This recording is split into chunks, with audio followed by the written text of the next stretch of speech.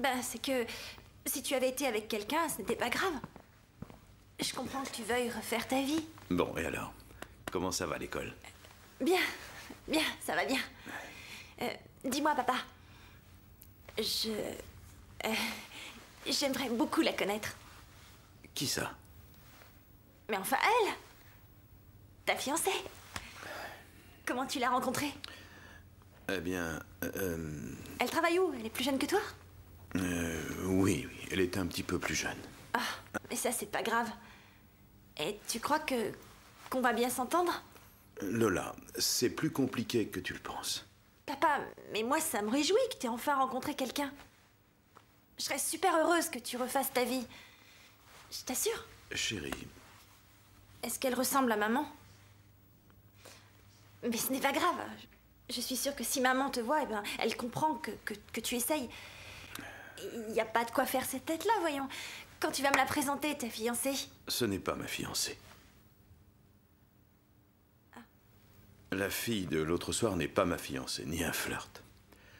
La fille qui était là l'autre soir est une professionnelle. Comment ça, une professionnelle? C'est une prostituée.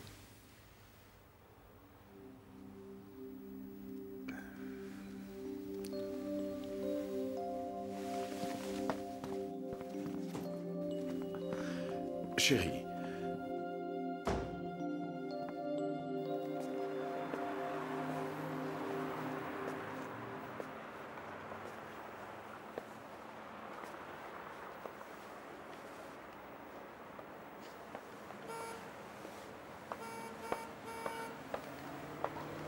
Bonsoir, Pedro.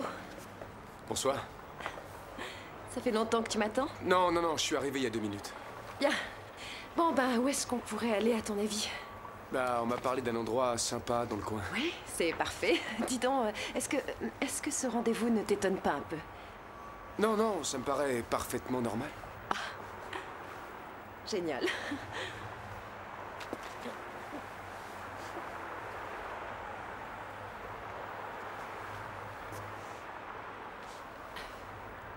Qu'est-ce que tu fais? Je t'embrasse. Ça me paraît une bonne idée pour rompre la glace.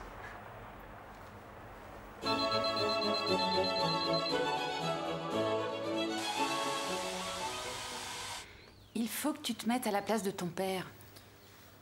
D'accord, mais je pensais pas qu'il ferait ça. Mais ce n'est pas si terrible. Il y a plein de types qui vont avec des femmes. Parle clairement. Avec des prostituées. C'est la réalité. Je sais qu'à toi, ça te paraît normal. Mais je trouve ça nul, surtout venant de lui qui m'a toujours dit que ce qui était bien et important, c'était de respecter la morale. Elle est belle, sa morale. Je pense que ton père doit avoir des envies comme n'importe quel homme. D'accord. Mais qu'il se trouve une fiancée et qu'il l'épouse. La vie n'est pas toujours aussi simple que ça, Lola. Mais pourtant, il n'arrêtait pas de me le répéter. L'important, c'est l'amour. Pierre. Il va falloir parler avec lui. Et puis maintenant, dépêche-toi. On n'a pas que ça à faire. Comment veux-tu que je lui parle? J'arrive même pas à le regarder en face. Maintenant, on écoute la musique de Roberto, le plus grand égoïste qu'on ait jamais connu. Ne vous gênez surtout pas, faites comme si on n'était pas là. Franchement, Sylvia, tu semblais avoir des difficultés, et je crois que si je t'avais pas aidé, tu te serais noyée. Ah, et alors, comme j'étais en train de me noyer, c'est là que Super Roberto entre en action afin de m'enfoncer la tête sous l'eau. Bon, ça va, je voulais seulement t'aider. De toute façon, ça n'a pas d'importance. Je participais pas au concours, alors ils ne me prendront pas. Oui. D'accord. Oui, je vous remercie. Qu'est-ce qui se passe? C'était la radio. J'ai pas été choisie. Bon, viens. Viens. C'est pas grave. Oui, ici Roberto. Oui. Comment? J'ai été choisi? Oui, évidemment. Et ça commence quand? Oui, absolument. Oui, au revoir. Devinez quoi? Ils m'ont engagé à la radio. Lola, ils m'ont engagé. Oui, Sylvia. Sylvia! Sylvia, viens voir. Les 10 commandements de la vie en commun.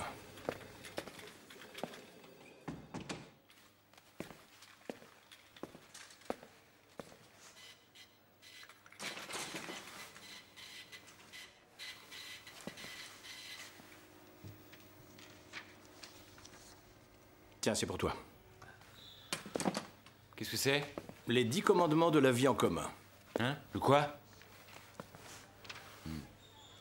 Premier, les parties communes ne pourront être utilisées à des fins privées sans le consentement préalable des parties contractantes.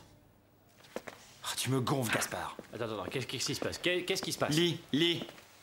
On peut également mettre des parcs-mètres dans les toilettes, hein? Celui qui restera plus d'un certain temps devra payer une amende. Calme-toi, Cristobal, il y a aussi des commandements plus raisonnables. Écoute le troisième. Celui qui finit quelque chose doit le remplacer. C'est vrai que j'en ai assez de remplir la carafe d'eau. Tu entends? Bon, alors pour ce qui est du ménage, celui des toilettes sera effectué par Juan. Mais comment? Non, il n'est pas question que je nettoie les toilettes, trouve quelqu'un d'autre. Tu as été désigné par tirage au sort. Mais quel tirage au sort? Que je sache, je n'ai tiré aucun papier de nulle part. Je l'ai fait à ta place. J'en ai assez, tu comprends? Assez de tout ce désordre. Et de trouver des petites culottes partout. Non, alors là, t'exagères. Tu n'en as trouvé qu'une seule de petite culotte. Juste une seule. Oui, mais elle était sale. Pardon, Cristobal. Qu'est-ce que tu veux, toi? C'est à propos de l'exercice sur la mort. Je n'arrive pas. Écoute, on parlera de tout ça en cours, hein, pas ici. Ouais, d'accord. La cuisine devra toujours être parfaitement propre et le réfrigérateur rempli de nourriture. Et qui paie, lui? Ouais, en ce qui concerne la propreté de la cuisine, je trouve qu'il a raison. C'est pour moi que tu dis ça? Enfin, bon sang, si c'est moi qui cuisine, je vais quand même pas faire le ménage aussi. Ah oui, alors si je comprends bien, c'est moi qui nettoie partout. Et toi, tu cuisines. Si on peut appeler ça de la cuisine, d'ailleurs. Non mais je te signale que tu manges tout ce que je peux faire. C'est parce que j'ai faim. Le dernier poisson que t'as fait, il sentait la vase. Je préfère te le dire. Je parle d'un cuisinier. Et tu l'as embrassé? Bien sûr que je l'ai embrassé. Sur la bouche? Mais oui, sur la bouche, où tu voulais que j'embrasse. Et t'as mis la langue? Bah oui, évidemment. Et alors? Elle est partie. Comment ça, arrête? Je te dis qu'elle est partie, elle s'est barrée, elle s'est tirée. Et ça lui a pas plu? Bah non, ça n'a pas dû lui plaire puisqu'elle est partie. Il faut dire que t'as été bien trop rapide avec elle. Toi, t'as pas de juste milieu. Soit tu vas super vite, ou bien tu lambines. Fais attention.